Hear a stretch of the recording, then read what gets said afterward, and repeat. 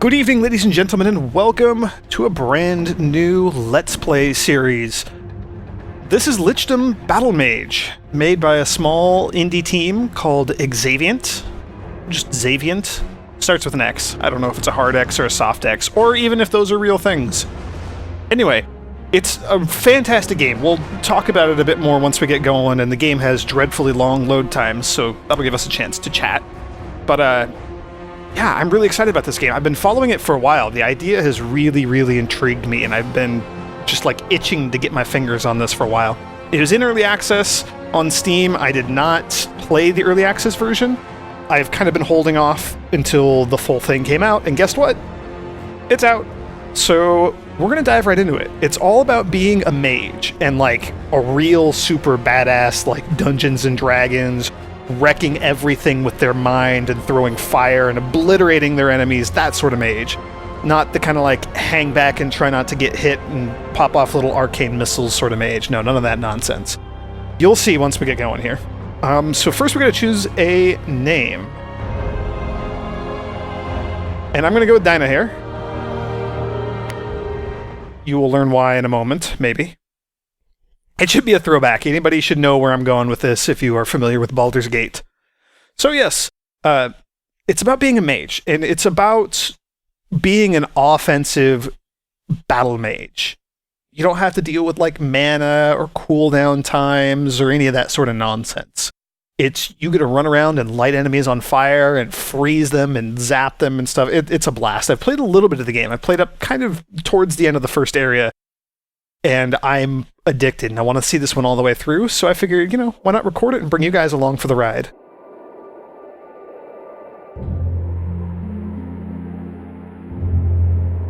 So now we get to pick our character, and we can go with either Troy Baker or the one and only Jennifer Hale. And as much as I love the Joker, well, I did name my character Dinah Hare, so I think Dinah Hare clearly wins this choice.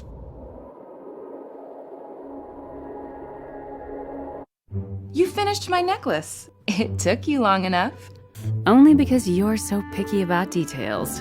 Or because you're so grand since those noble ladies came by. You're too busy for... Oh, good day, sir. Yes, I require a gift for my daughter. That necklace will do. The one with the emeralds. That one's spoken for, sir. Can I show you something else? I have a lovely opal pendant. Did I ask you for an opal pendant? My sister's necklace isn't for sale, my lord. Now, does your daughter like earrings? Because I have... All right. If not the necklace, I'll take the girl wearing it. I promised my daughter a gift, and she does go through slaves rather quickly. What? Whoever you are, you can get the hell out of my shop. Now! Oh, really?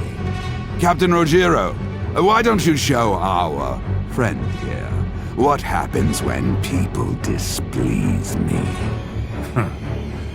With pleasure, my lord. You dare? Oh, your insolence has a price. It will cost you one sister. I want you to remember this moment. The moment you realize I can take anything I want. She'll fetch a good price. No! Bastards! You can't do this! Oh, but I can. This city is ours.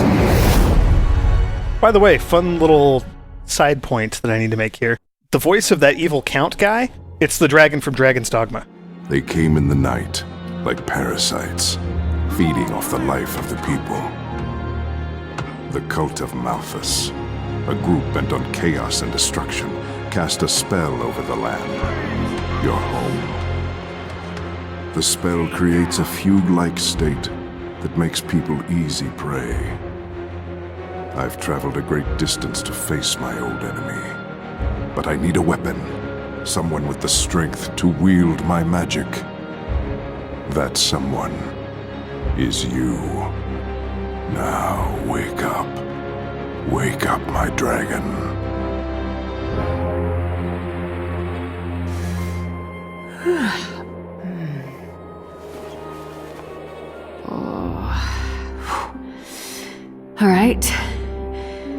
hell are you? Be careful. You're still weak. My name is Roth. And as for what's happening, well, look at your wrists. What do you see? Oh god. Tell me I didn't steal these from anyone important. What are they? They are my gift to you.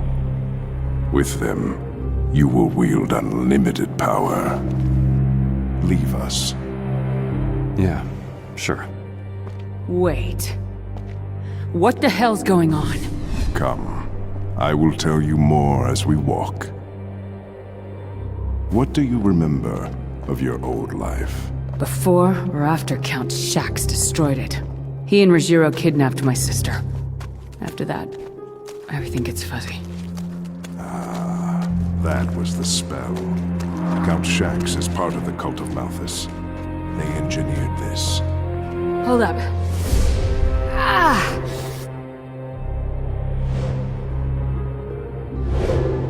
What the hell? Your body is reacting to the magic in the bracers. Be patient. It'll pass. What is it you want from me? Quite simple. You need to break the spell and rid the world of the cult, beginning with the men who wronged you. But first, you need more power. Come. There is a place where you can rebuild your strength.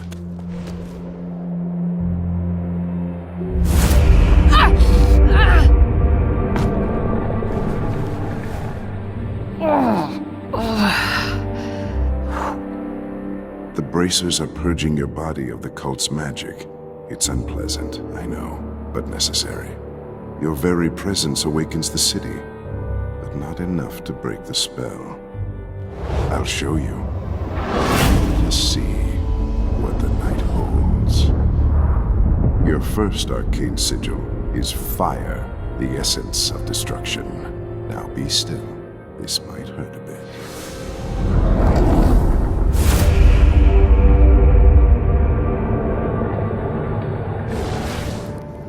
Woohoo! Fire. Did I pass out again? No. You died. I'm sorry, what? These vortex pools are connected to the gem in your bracers. With them, you will no longer fear death. Wow. Just... damn. So now what? Now you gain your revenge. Your goal is my reliquary. There you will find more sigils. But be warned, the cult will be coming for you. So, you hand me all this magical power and just vanish? Yeah. He's gone. Alright. Welcome to the game. That's the premise. We are basically immortal, and we have magic. Like, super extreme magic. So right now we only have one spell, and it's fire. And we can just do as much fire as we want. And we can just shoot, like, relatively quick little bursts, or, as you've seen, I can charge it up. I think the game's going to kind of teach us these things as we go. Also, yeah. These are the little tutorial videos. I'll let this one play out. I'm probably going to ignore a lot of the future ones. Yay! It's teaching us how to use that spell, which means we're probably going to have to use that spell. What do you think? Do you guys enjoy the premise of this one so far? Because I love this idea. Look at that! Look at that! He exploded into bones and ashes. Like, what other game do you get to do that?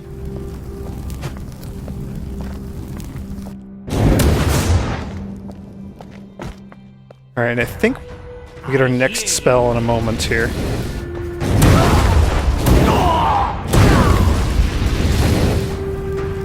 Look what we have here!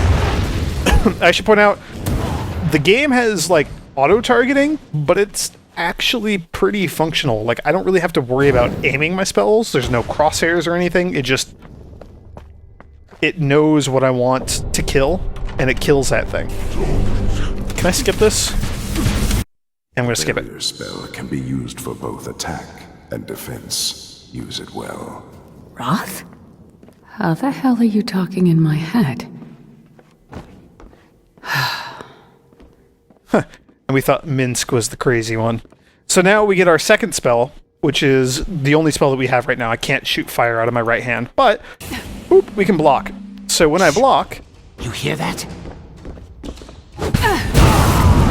if I time it well enough, then that happens. They explode into bones and ashes. It's called a galvanized block in the lingo of the game. Do I want to go down here? Braces shield you from harm to a point.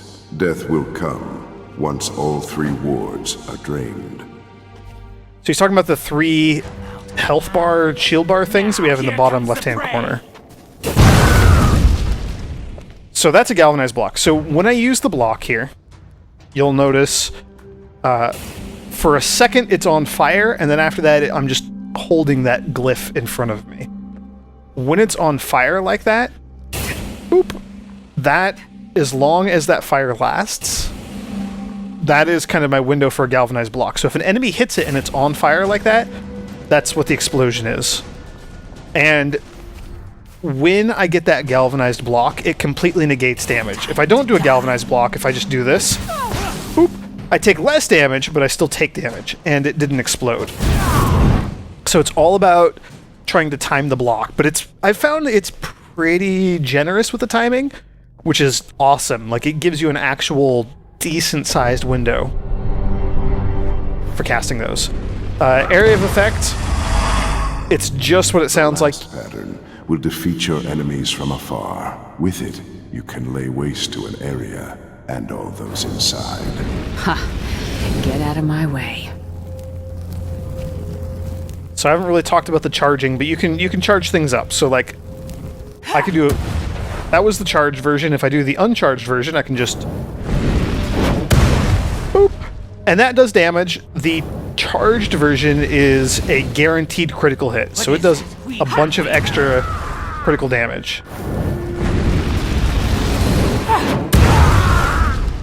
And that's the same with my regular attack. When I charge it, it's a guaranteed critical hit. Otherwise, it's just a normal attack. So, just a thing to keep in mind. You'll see in the right corner over there, kind of above our 3 spells, which, by the way, do correspond to the 3 actual spells we have. Normal Fire Blast, Blocky Fire Blast, and Area of Effect Fire Blast. That's what those are. If we... Oh, I can't upgrade yet. Well, we have 1 unspent sigil upgrade, so that means we've upgraded our fire. Like, we've leveled up our fire spells, and we can upgrade the power of fire when the game lets us do that. Which I think will be after this. Queries were created for my dragons, but now the cult of Malthus is using them to drain life from the people. So is Dragon just for me? Or are there others? There were. I chose each for their strength and their desire for revenge. When you find a reliquary, you can draw new sigils and craft better spells, and in doing so, further break the cult's hold on the land. So the reliquaries let me build more power, huh? That's all I need to hear. Ta-da! So, we get Ice next. Ice does the most base damage of any spell, but it does not scale quite as well through critical hits or mastery consumption. It does have some of the most reliable control aspects. We'll talk about that later, what that means. There you are. What was that?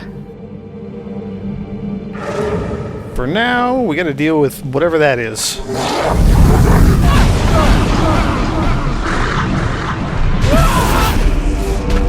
Sorry, deal with, I meant get dealt with. Be afraid. Your knowledge will stay with you, even beyond death. Wait, I have questions.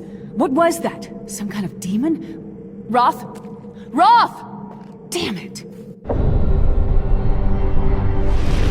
Yes, you can toggle between your sigils. So we have fire, which of course you guys have seen already, and we have ice, which follows the same general principles.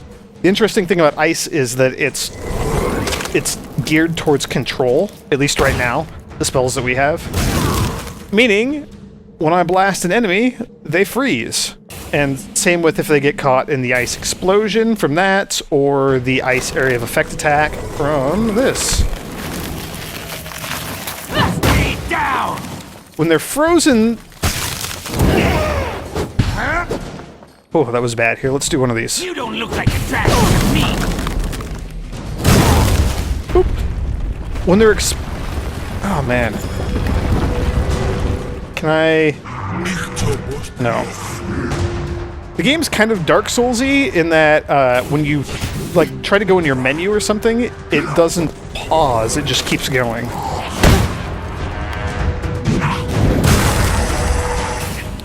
I'll talk about the ice in a moment.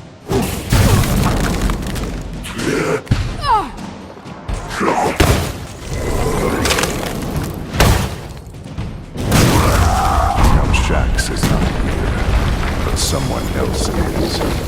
Captain Rogiro is below. Ooh, Rogiro. Really? I've been hoping for a shot at him.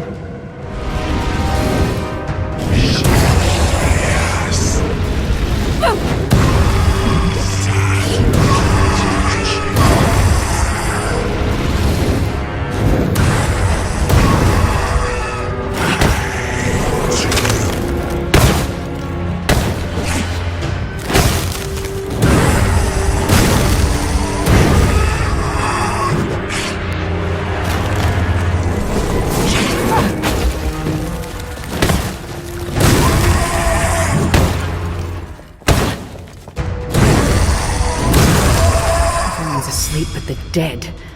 This is a damn nightmare. No, this is very real. The cult created the newly undead, and you'll find the source in the catacombs under Dravasa. Alright, so we got catacombs now. Can I upgrade my sigils? I can. Okay, so, ice. We'll get into the whole, like, crafting, equipping, synthesis, all of this stuff later. For now, you need to know we can carry 3 spells at a time. Right now we have fire, ice, and don't have a third. We also get 1 shield that we can equip at a time. And the shield is what happens when we block. Boop. And it's related to other things as well, most notably our ability to blink, which is that kind of little shuffly, scooty thing that I've been doing to evade around the field a little bit. I can only blink 3 times in a row. So, 1, 2, 3... and then I can't do it again. That's what that sound is. We'll talk about shields and all of this stuff later. There's 3 spells for each one, so there's like our generic, like, just targeted spell, Flame Strike, just like shoot a fireball. Nova spell, that's what happens when we block. It does that Fire Nova around us, or Flame Nova, I guess. And then our AoE spell, Fire Rain, and then we get the same things with ice.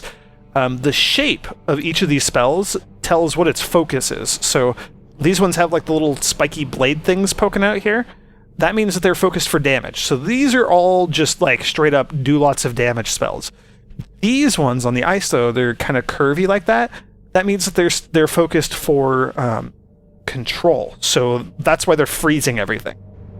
If we took our ice, let's say, down like the mastery path instead, there's 3. There's destruction, mastery, and control.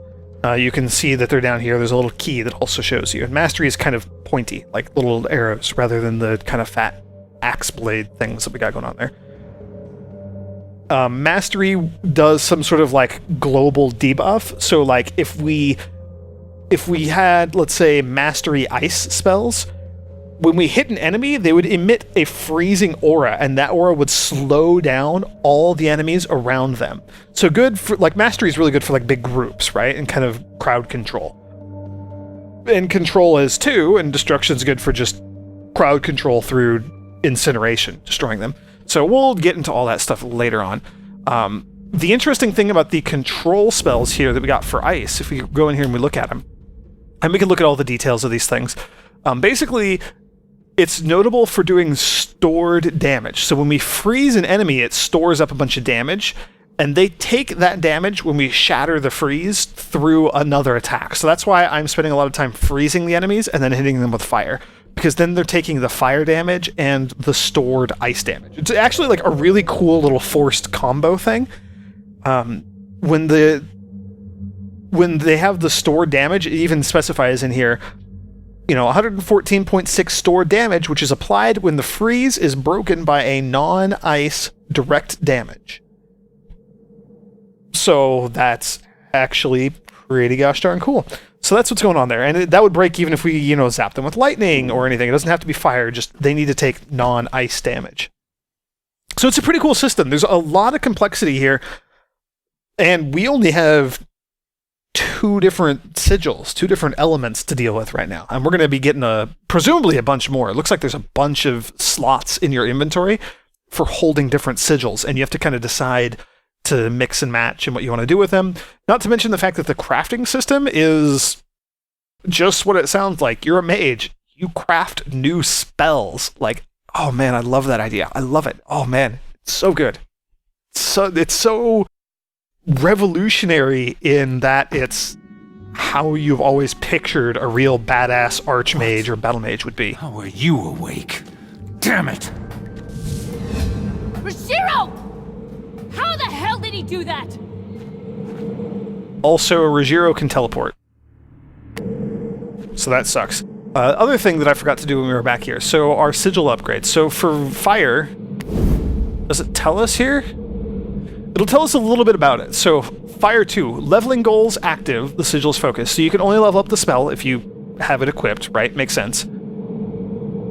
And it says kill enemies 19 out of 40. So we have to kill a total of 40 enemies with fire in order to gain the next level of fire, get fire 3, which will give us a level up and generally make it a lot better. And then there's a little interesting detail around there. The fire sigil grants Flame Wall, which is cast the next time Fire Nova casts. Flame Wall lasts for 10 seconds, and enemies that enter it take 200 damage over 5 seconds. Fire is a spell meant for direct injury. It is the easiest spell to build for doing raw damage. So that text in the orange there that's mentioned, and if we go to ice has something similar. It has like a little ice wall that it talks about. The ice sigil grants Ice Wall, which is cast the next time Ice Nova casts. Ice Wall lasts for 10 seconds, and enemies that enter it are slowed by 75% for 5 seconds. Ice does the most base damage, blah, blah, blah. Okay. That text in orange there, I believe, is related to the apocalyptical effect. Every now and then, it's kind of like critical hit, except better. When you cast a spell, you have a small chance of it being an apocalyptical spell, which means it's like a critical hit on steroids, and it gives you some crazy apocalyptic effect. For ice and fire, it's the walls that it just mentioned. So sometimes we'll randomly be able to power up our fire so that the next time we do a galvanized block and do that little fire nova, it'll generate a fire wall that will just torch any enemies that walk in there. Now, apocalyptical chances are really tiny. They're like, 2%. They're super, super rare. But it's a really cool thing. I've actually seen them once or twice when I've been playing the game. So here we go, fire. Leveling it up. We have completed one of our leveling goals for fire. We have earned a point to spend. We can get a 1% critical chance boost. So just normally shooting the attack without charging it has a critical hit chance. Charging it up is a guaranteed critical. So you can guarantee a critical provided you have the 1 second or so to actually charge it. 2 seconds, I don't know, it depends on the spell. We could just straight up increase the damage dealt by 1%. I mean, damage is always good. Adding more damage, sure, that's good. Or we could do the critical hit effect multiplier, so an extra 2% on top of every critical hit. I'm going to actually go for that. That seems like a good idea. So, ta-da, we have our fire, and you can see at the top, maybe you can read it, I don't know how this is going to turn out on YouTube, but in the tiny blue text at the top, 2% critical effect multiplier. So that's added on there. So we'll deal with crafting and stuff later as we get more and more crafting supplies. Synthesis, I have not really dealt with much, so we'll probably deal with that as we go along throughout the game. But, I mean, we're in a new area. We're in the catacombs here. We have 2 spells. I think this is a pretty good place to end. So I'm going to wrap things up here. Thank you all for joining me. Next time, we're going to go through these catacombs and see what crazy adventure awaits us as a Lichdom Battlemage. Dragon. Something. I don't know. Yeah. Anyway, may the grace of the Twilight Dragon be with you.